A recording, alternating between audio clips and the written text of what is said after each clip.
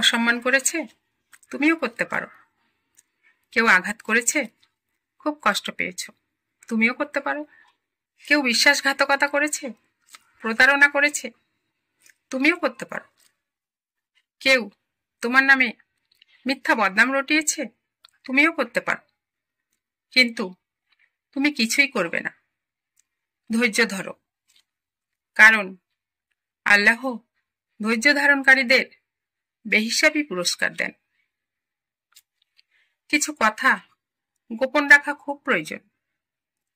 নিজের আর্থিক অবস্থার কথা, সঞ্চিত অর্থের কথা, পরিবারের সমস্যার কথা, নিজের অবহেলার কথা, নিজের পরিকল্পনার কথা যার সাথে বলবে কোনো সাহায্য করবে না, কিন্তু সমস্যার কারণ হতে পারে। জমির চাইতে বাড়ি ছোট হয়, ঘরের দরজা আরো ছোট হয়, তার চেয়ে ছোট হয় তালা।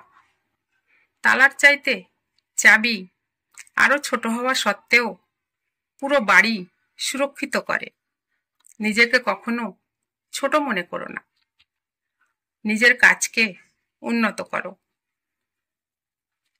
যাকে ভালোবাসো, আপন ভাবো, তার সাথে ভালো ব্যবহার করো।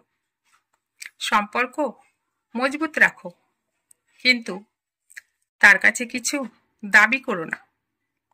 সে আঘাত দিলে কষ্ট পেও না, কাছের মানুষরাই আঘাত দেয়, এটাই স্বাভাবিক।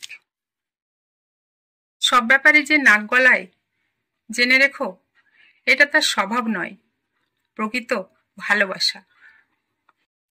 তোমার জন্য যে নিজের স্বপ্ন শখ দূরে সরিয়ে সামাটা জীবনযাপন করে, সে তোমার মা বাবা ছাড়া আর কেউ নয়। তোমাকে নিরাপদ, সুখী, হাসি খুশি দেখতে চায়। তোমার জন্য ঘুম খিদে সব ভুলে যায়। তোমার জন্য কম খেয়ে বাঁচিয়ে রাখে। তোমার অসুস্থতায় জেগে রাত কাটায়। কে এসে? তোমার মা বাবা ছাড়া আর কেউ নয়।